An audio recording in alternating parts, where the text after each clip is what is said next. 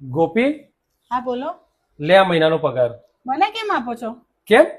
મમ્મીને આપો, આપણો પણ સમય આવશે. લે મમ્મી આ મહિનાનો પગાર.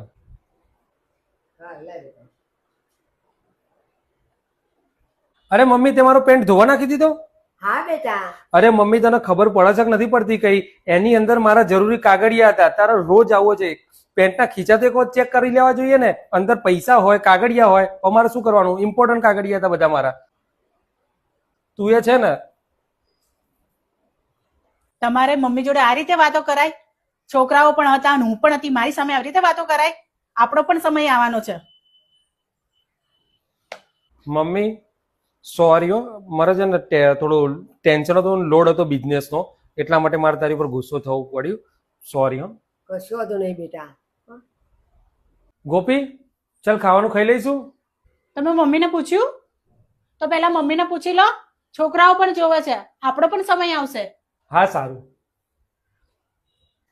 મમ્મી ચલો જમવાનું થઈ ગયું છે તો આપણે જમી લઈએ. હા ચલો બેટા. ચલો.